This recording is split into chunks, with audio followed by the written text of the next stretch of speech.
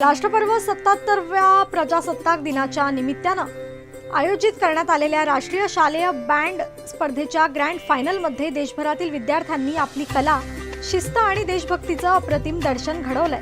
नवी दिल्लीतील नॅशनल बाल भवन येथे 24 जानेवारी 2026 रोजी या भव्य स्पर्धेचा अंतिम सोहळा पार पडला। या स्पर्धेचं आयोजन संरक्षण मंत्रालय आणि शिक्षण मंत्रालय यांच्या संयुक्त विद्यमानं करण्यात आलं होतं। या स्पर्धेत पूर्व, पश्चिम, उत्तर आणि दक्षिण विभागातून एकूण 18 बँड टीम्सनी brass band boys, brass band girls, pipe band boys आणि पाईप बँड गर्ल्स या 4 विभागांमध्ये जोरदार स्पर्धा केली। या सोहळ्यात संरक्षण राज्यमंत्री श्री संजय सेठ यांच्या हस्ते विजेता आणि सहभागी संघांना पारितोषिकाचं वितरण करण्यात आलं।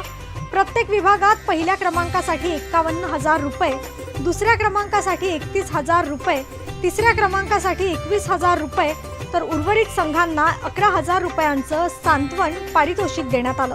या स्पर्धेतील सादरीकरणाचं मूल्यमापन लष्कर, नौदल आणि हवाई दलांतील तज्ज्ञ सदस्यांच्या ज्युरीने केलं। ब्रास बँड बॉईज विभागात महाराष्ट्रातील संजीवनी सैनिक स्कूल, कोपरगाव यांनी प्रथम क्रमांक पटकावला।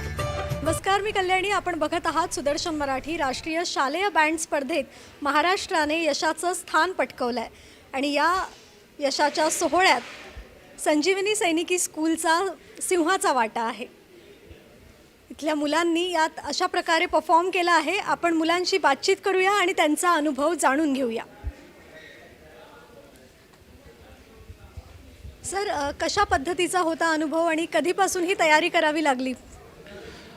तसं हे राष्ट्रीय स्तरावरच्या स्पर्धा आहेत। गेल्या वर्षी पण या झालेल्या। तर आमच्या तयारीबद्दल जर बोलायचं झालं तर आम्ही गेल्या 2 वर्षापासून या गोष्टीची तयारी करत होतो। पण मागील वर्षी आम्ही झोनल लेवललाच सेकंड नंबर आल्याने आम्ही दिल्लीपर्यंत येऊ शकलो नाही। पण आम्ही खचून गेलो नाही आणि पुन्हा तयारीला लागलो। ज्या काही गोष्टी आमच्यात वाटल्या की उणिवा होत्या त्या आम्ही पूर्ण केल्या आणि आणखी जिद्दीने लढलो, ज्यामध्ये आमच्या मॅनेजमेंटने आम्हाला खूप सपोर्ट केला। पाहिजे ते इन्स्ट्रुमेंट हवे तेव्हा लगेच प्रोव्हाइड केले आणि आम्हाला काही फार अवघड गेलं नाही आणि त्यात विद्यार्थ्यांनी जिद्दीला पेटले। त्यांनी जी मेहनत केली, आमचे म्युझिक टीचर महेश सर असतील, रात्रंदिवस मुलांनी मेहनत केली आणि शेवटी आम्ही दिल्लीला आलो। या यशाच्या शिखरापर्यंत पोहोचायसाठी साधारण किती काळ मुलांना ट्रेनिंग द्यावं लागलं? आता बघा मॅडम की विद्यार्थी आमचे हॉस्टेलाइट्स आहेत, तर त्यामुळे ते आमच्याकडे 24 तास उपलब्ध असतात। तर आम्ही पालकांशी पण संवाद साधला या संदर्भात आणि मुले आमच्याकडे अगदी सकाळी पहाटेपासून रात्री 10 वाजेपर्यंत अवेलेबल असायचे। तर त्यामध्ये जास्तीत जास्त वेळ आम्ही बँडच्या प्रॅक्टिससाठी दिलेला। संजीवनी सैनिकी शाळेबद्दल काहीतरी सांगा। संजीवनी सैनिकी स्कूल अँड ज्युनियर कॉलेज, जे की Sanjivani rural education society, Kopargaon, Ahilyanagar district आणि महाराष्ट्र येथे 2000 साली स्थापन झालेलं।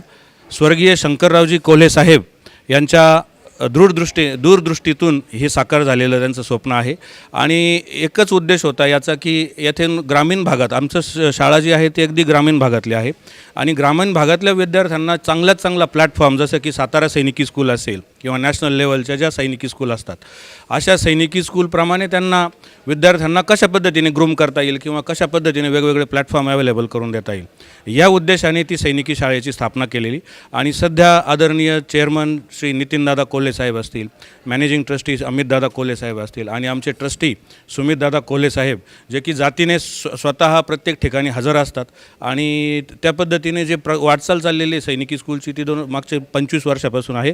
आमचं 26व्या वर्षात पदार्पण चालेल। महेश सरांकडे वळते। महेश सर, ब्रास बँड विषयी काय सांगाल? ब्रास बँड बघा, बँडचे 2 प्रकार असतात, एक पाईप बँड, एक ब्रास बँड। तर आपला बँड ब्रासमध्ये येतो आणि ब्रासच्या फॅमिलीमध्ये भरपूर जसं ट्रम्पेट आहे, कॉर्नेट आहे, क्लॅरनेट आहे, सॅक्सोफोन, स्लायडिंग ट्रम्बॉन, इफोनियम, क्लॅरिनेट, सौजाफोन हे ब्रासच्या फॅमिलीमध्ये येतात आणि जे आपल्याकडे इन्स्ट्रुमेंट आहे ते इतर कुठल्या स्कूलकडे जास्त म्हणजे इकडे काही बघायला मिळाले नाही आणि आमच्या संस्थेचा उद्देशच असा होता की ग्रामीण भागातली मुलं कसं काय राष्ट्रीय पातळीपर्यंत पोहोचणार आणि त्या हिशोबाने आम्ही कुठल्याच असं म्हणजे मागे राहिलं नाही पाहिजे। त्या हिशोबाने मला रिक्वायरमेंट होती माझी इन्स्ट्रुमेंटची ती लगेच दुसऱ्या दिवशी अवेलेबल करून दिली त्यांनी आणि आम्ही म्हणजे 2 वर्षापासून कामाला लागलो आणि त्यानुसार आम्ही इथपर्यंत पोहोचलो. मुलांना प्रशिक्षण देताना कुठल्या प्रकारची आव्हानं समोर आली? आव्हान तर अशी आली की आता जसं की प्रॅक्टिस करताना आता सुरुवातीला आता जसं नॅशनलला आलो आम्ही, तर आल्याबरोबर आम्ही आदल्या दिवशी 24ला कॉम्पिटिशन आणि 23ला तर इतका पाऊस की आम्हाला प्रॅक्टिसच शेवटली प्रॅक्टिस खूप महत्त्वाची असते. तर प्रॅक्टिसला वेळच नव्हता. पावसामुळे आम्हाला बाहेरच निघता यायचं नव्हतं, कारण की आपले मुलं फॉर्मेशन पण करतात.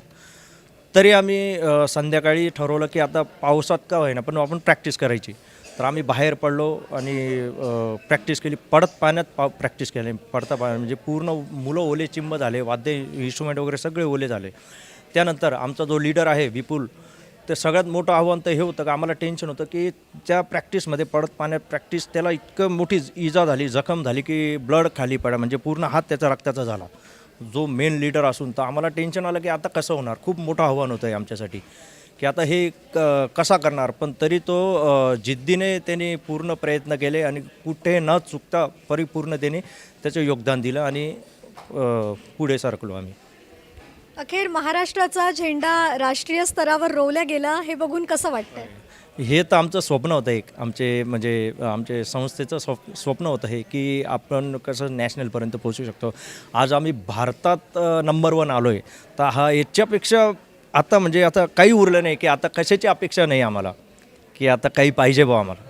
तर खूप छान वाटते आम्हाला की आम्ही नॅशनल जिंकलो. खूप तुम्ही मुलांना जे प्रशिक्षण देता ते अगदी बेसिकपासून देता आणि त्यात साधारण किती कालावधी जातो, किती काळाचं, किती महिन्यांचं, म्हणजे किती ड्युरेशनचं हे प्रशिक्षण असतं? बघा मॅम, जसे सुरुवात आपण करतो ABCDपासून सुरुवात करतो मुलांची. सी मेजर स्केलपासून, म्हणजे त्यांना लेफ्ट हँडवरती राईट हँड खाली असं इन्स्ट्रुमेंट पकडण्यापासून जी सुरुवात होती आपली, तर साधारण आपले कमीत कमी परिपूर्ण मुलगा तयार व्हायला कमीत कमी 1.5 वर्ष लागतो प्रॉपर तयार होण्यासाठी. पण त्याच्यावर डिपेंड करतं प्रॅक्टिस किती घेतात तुम्ही. जर तुम्ही रोज 2, 2.5, 3 तास प्रॅक्टिस घेतली तर 1.5 वर्षामध्ये मुलगा तयार होतो. तर तसंच आम्हाला म्हणजे मुलं हॉस्टेलमध्ये अवेलेबल असल्यामुळे खूप वेळ मिळायचा प्रॅक्टिससाठी. तर 1.5 वर्षात तर आम्ही 1 वर्षात तो बँड एकदम प्रॉपर तयार केला आम्ही. या स्पर्धेसाठी साधारण किती वयोगटातील मुलांचा सहभाग आवश्यक असतो? वयोगटातील म्हणजे जसं 15 ते 18 वर्षापर्यंत. हो, 15 ते 18 वर्षापर्यंत. कारण की हे ब्लोईंग इन्स्ट्रुमेंट आहे. म्हणजे जास्त लहान मुलं पण नाही, म्हणजे ब्लोईंग करतात ना, तर त्यांची म्हणजे छाती वगैरे किंवा मग काही त्रास झाला नाही पाहिजे त्यांना. तर त्याकरता म्हणजे 15 ते 18 वर्षापर्यंतच आम्ही निवड करतो मुलांची. या स्पर्धेमध्ये मुलांबरोबर मुलींचा सुद्धा सहभाग होता? हो, मुलींचा सहभाग होता. इथे म्हणजे नॅशनलला तर भरपूर म्हणजे बँड आलेले होते. त्यात मुलींचा सहभाग होता, मुलांचा होता. खूप काही बँड आम्हाला बघायला मिळाले की खूप भरपूर म्हणजे 4ही झोनचे बँड आलेले होते. त्यात मुलींचा होता आणि मुलांचा होता. काय सांगाल, आता प्रत्येकच क्षेत्रात मुलींना प्राधान्य मिळतंय, हे बघून कसं वाटतं? हो, हे तर खूप आनंद वाटतं की प्रत्येक क्षेत्रात आता मुलीसुद्धा पुढे, म्हणजे मुली कुठे मागे राहिले. बिलकुल मुलांबरोबर मुलीसुद्धा पुढे जात आहेत आणि खूप छान वाटतं हे बघून.